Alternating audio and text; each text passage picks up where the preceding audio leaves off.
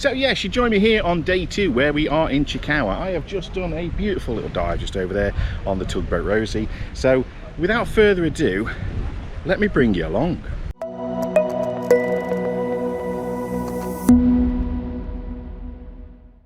So here it is, Cirkewwa, guys. Now this is that much of a diving mecca, it's even got its own lane marked divers as you pull off into the car park. Located right in the top northwest corner of the island, it is also home to the Gozo ferries.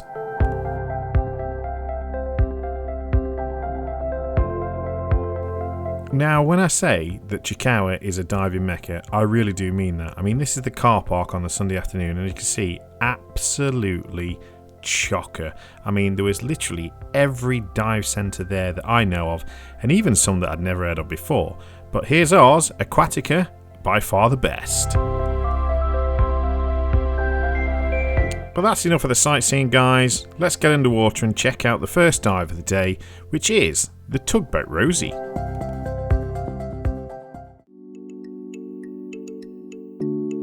Back in the first video, guys, I did say wherever you dive in Malta, you're going to come across these little damselfish, and by God, there was thousands on this dive. Now, I want you to say hello to our dive guide, Davido. Now, this guy is going to take us for the rest of the week, and just behind him, you can see the Tugboat Rozi.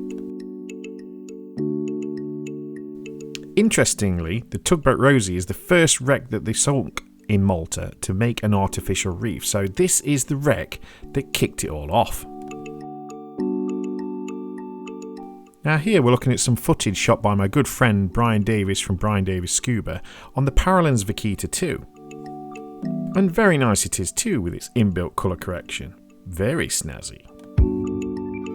Now I've got to confess, guys, that while Brian was doing the proper thing and videoing the boat, I'm afraid I'd fell in love with my little fish here. Hey, what an absolute star! It's this cool little grouper.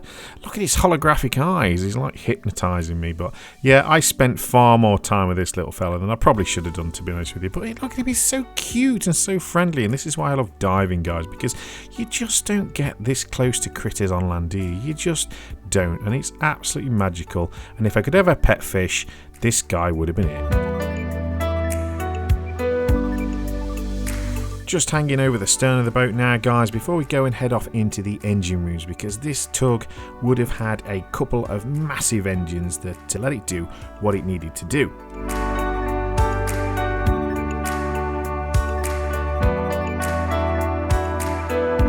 Wouldn't you know it, in the engine room, here he is, my good friend Vincent. Now, you'll see strapped to the top of his head, he's got a 360-degree camera that he brought specifically for this trip.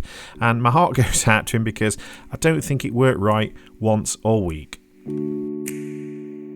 Now, I've got to say, when I dropped down into the engine room, I got a right shot because it was freezing. Now, can you see the oiliness in this picture here, in this bit of video? That's not my camera this time. That is an actual thermocline that you can see, and it just looks all oily because there was a 4-degree difference between the top of the deck and the bottom of this engine room. And by God, it was cold.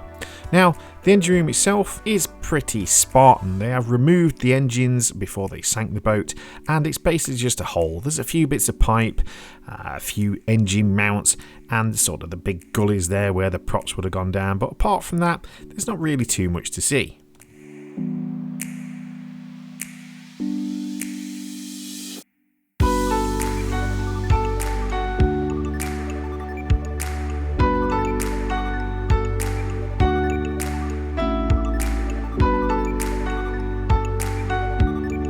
And all too soon, the dive's over and heading up. Now, that's me in the bottom left-hand corner, and you can see me signalling to Rob, my buddy here, and pointing at something, because I didn't know what this was. And this is it, guys. So I swam over and had a look. Now, I couldn't tell what it was. I thought perhaps it's a fish feeder or something, but it turns out it looks like it's a webcam. Yeah, an underwater webcam. There's definitely a camera one side and lights the other.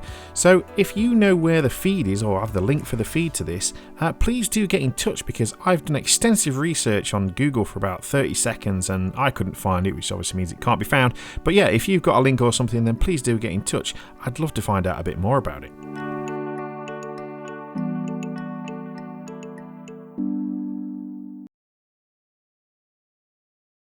Before we jump into the second dive, guys, would you please be kind enough to hit that like button, because it does let me know that you appreciate the time and effort that goes into producing these videos.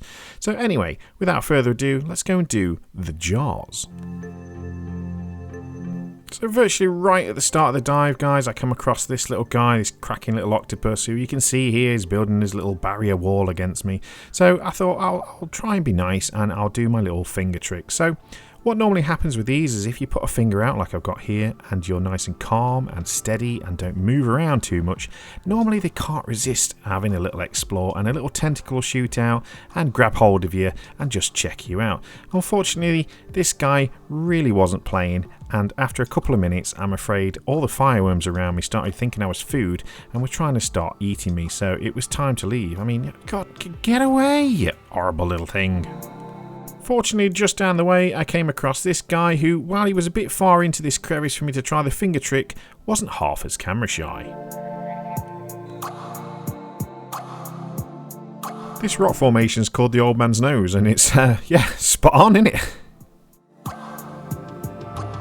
The reason this dive site's called the Jars is because it's got these fake Roman amphor jars knocking about, and somebody back in the day obviously thought it would add more interest to the site to leave a few of these lying around, and there are a couple of dozen to have a look at. Look at this beauty. Now, I've been to Malta a few times and I have never seen one of these, and what this is local guides are telling me this is what's called a fried egg jellyfish. Now, I am a particular jellyfish fan. The tattoo on my right arm attests to that, but I have never seen one of these, and what an absolutely stunning specimen. This beautiful kind of pale yellow colour with these bright purple blobs all over the backside of it, and this is a particularly beautiful specimen. And have you ever seen anything like this? I've never seen anything like this. It was bizarre. So I stuck my head in this cave and there was this thing staring at me. Now, it doesn't really give scale here, but it was about 1.5 foot long, and it's a Pinna rudis mussel, and it is absolutely vast.